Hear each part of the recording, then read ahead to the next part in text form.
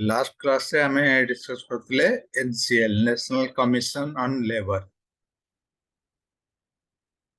National commission ने first दीटा हमर जो कमिशन आज पर्यंत हेची we are discussing when it was set up, the first national commission and second national commission.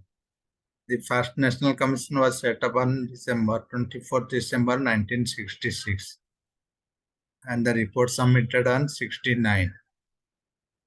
The second national commission was set up on 15th October 99 under the chairmanship of Ravindra Verma and submitted its report on 2002 when Bajpayee was the Prime Minister. So these two national commissions we discussed were set up recently. Second national commission mainly focusing on wages, payment, financial aspect of the people, of the laborers.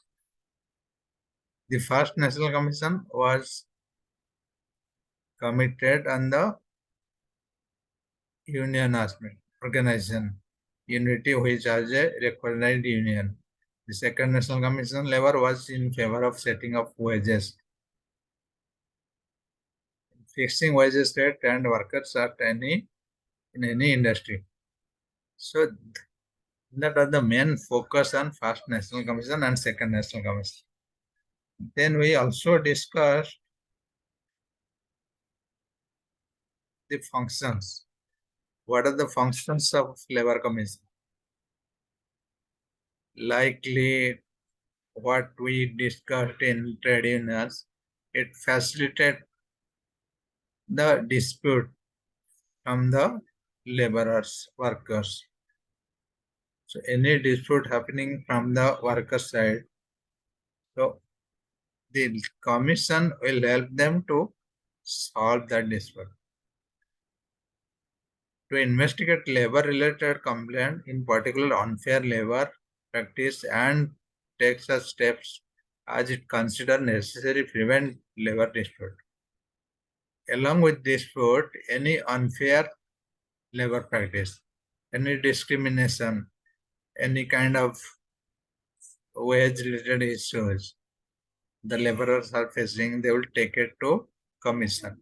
The purpose of commission, the function of commission is like that. To maintain a database of qualified person to serve as mediator and arbitrator. So whoever are qualified, more skilled, more knowledgeable, more experienced. So they are maintaining a list of those people who can solve and take bigger role, bigger responsibility in future. So that also commission keep an eye on those things. To promote effective labor cooperation between labor and management. If there is a cooperation required between organization, between the worker and the owners, between the employee and the employer, that cooperation required cooperation, that commission will take care to promote how that relation is productive, effective, and fruitful for both the side, from the employee side and employer side. So these are the main functions we discussed from the commission.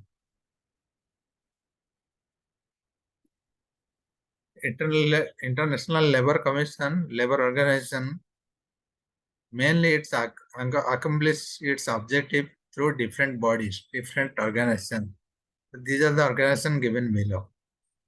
Three main bodies are comprised of the affirmation of stakeholders. These bodies are as follows: International Labor Conference, governing bodies, and International Labor Office, labor organization. Both are same. International Labor Conference, what is this? It is an annual meeting of government, workers, and employers delegate of ILO member state. The objective of the conference is to dispute the broad policies of organization, establish and adopt international labor standard, and select the governing bodies. Governing bodies means who is managing that organization, that commission.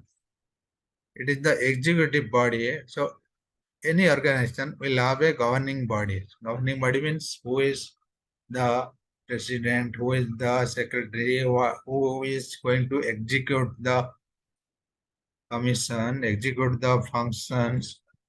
So for that, there is a committee, there is a body required for any bigger organization. Otherwise, there will be thousands of employees, hundreds of members, hundreds of employees. So no one will take care of that. So if a governing body is there, if a small committee is there, they will take all the required functions, required objectives, required responsibility for that organization. It is the executive body of the ILO and it is responsible for making policy decision, setting the agenda for the International Labour Conference, adopting a budget and electing the Director General. Each are held by employers and workers respectively. 10 of the titular government seats are non-elected. And what is titular? We have given here the example. There is a word titular. Titular government seats are non-elected permanent seats held by the state that have foremost industrial importance. India is one of these nations. So titular government means when there is something, there is a government or head of the department, head of the organization who has all power but cannot do anything. First, for example, in our country, we have president. It is a bigger role, but he has nothing to say in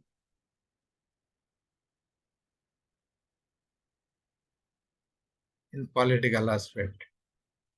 So that is titular. So that means whoever is organizing the country, whoever is the owner of the country, has no power in the sense, no authority, but holding a higher power, highest power in the country. There are some, let's say, European country. Queen is the head of that country. But she has nothing to do in politics, no power in the sense. So she is the head. Queen is the head in England. And she cannot do anything in political standpoint. So that is known as titular government. India is one country like that. India is one of these nations. So there are some titular government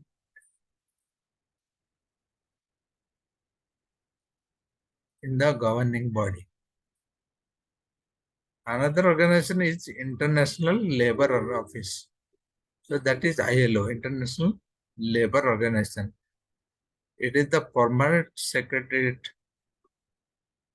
of the International Labour Organization and is responsible for the administration of the organization and implementing technical cooperation activities in addition to awareness, advocacy, and information sharing program.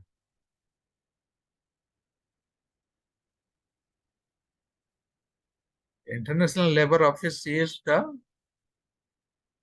main organization of International Labour Organization, ILO. We'll read that ILO in the next slide, and which is responsible to administer the International Labour Union, Labour Organization. All the workers, it's a kind of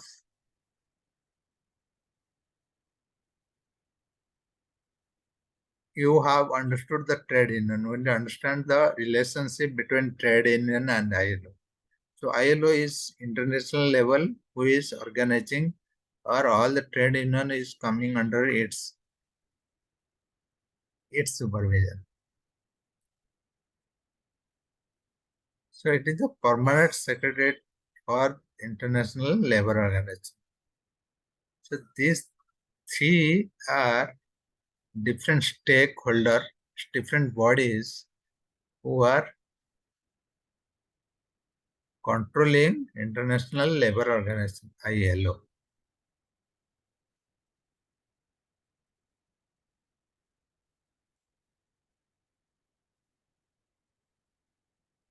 International Labour Organization is only tripartite union nations agency since 1919.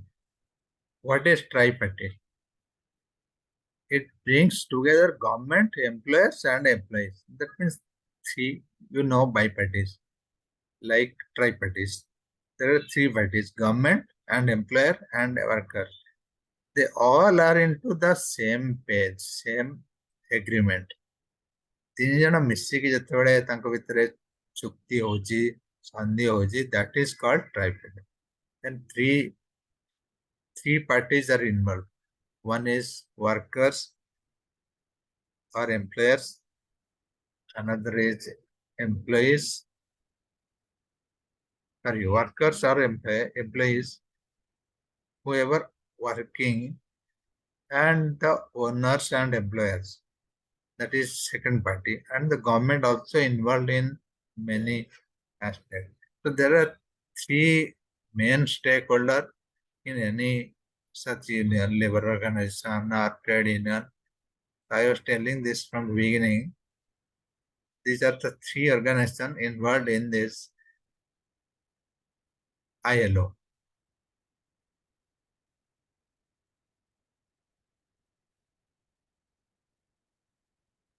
It brings together governments, employers, and workers of 187 member states to set labor standards, develop policies and devices, programs promoting decent work for all women and men. So this is the main function of ILO. So ILO is bringing everyone into the same umbrella, same agreements. So that is the reason it is called private. And this is the only UN agency. This is coming under UN, United Nations. Under UN, this is the only UN agency since 1990 as tripartite. There are multiple members involved in this.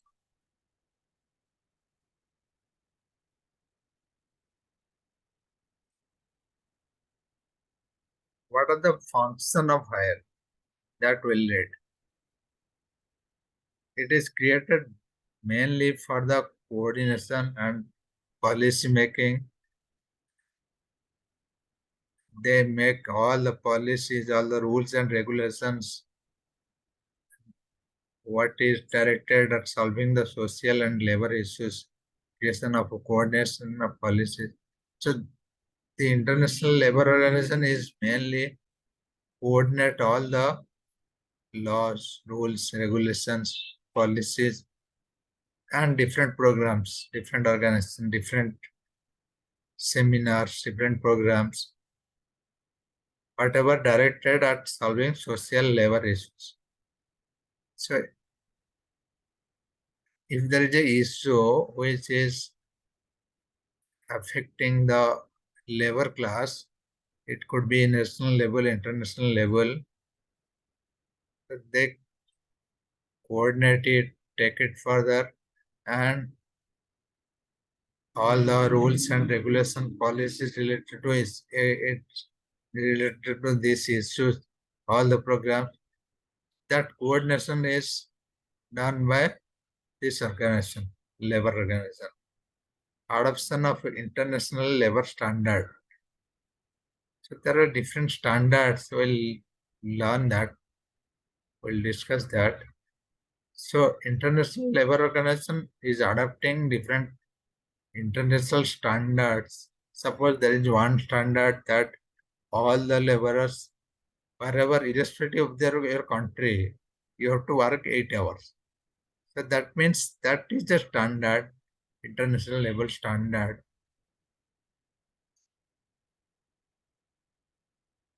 Adoption of international level standard.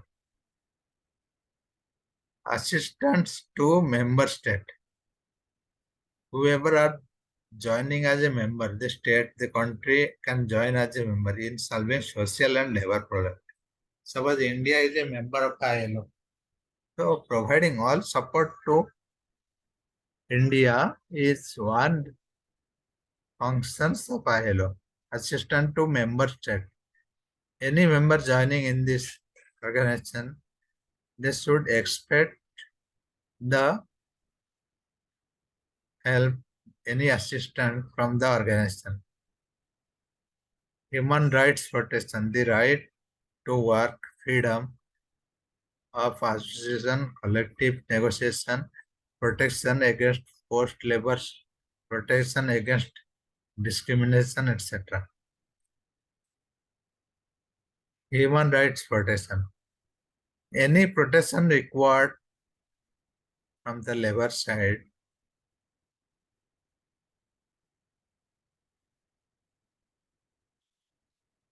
if laborer required any human rights related issues, any protection, any support, then ILO should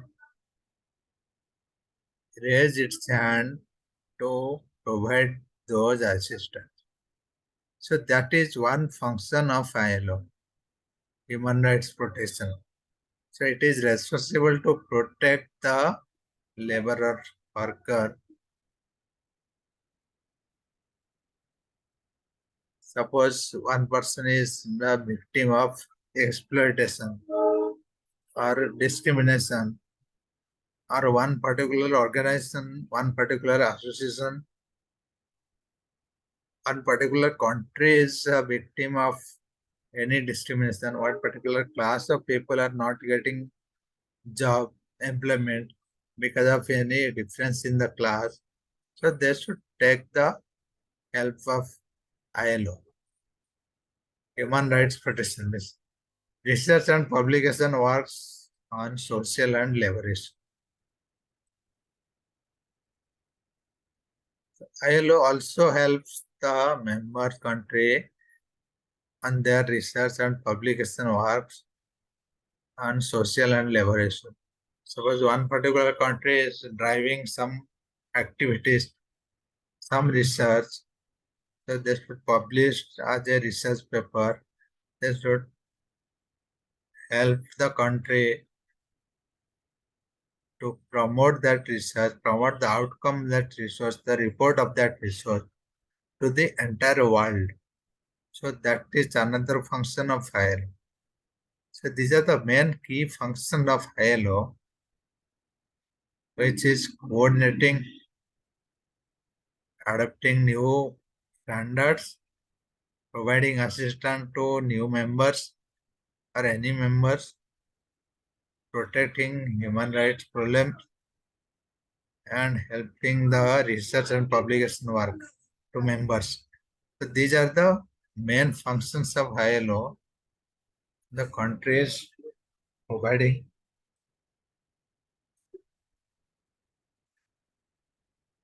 these functions. Country is providing support. ILO is providing support to the laborers. There are 5 key functions given in this slide. You read it and you can write, you can elaborate it.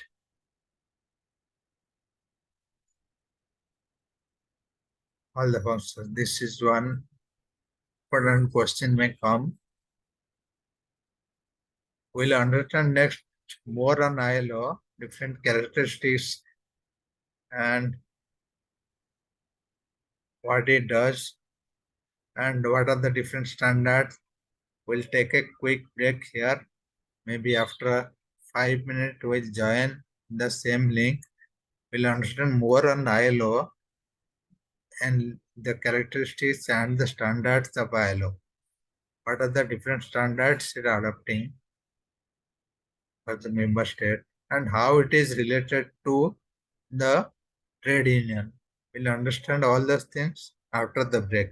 So you join after 5 minutes in the same link.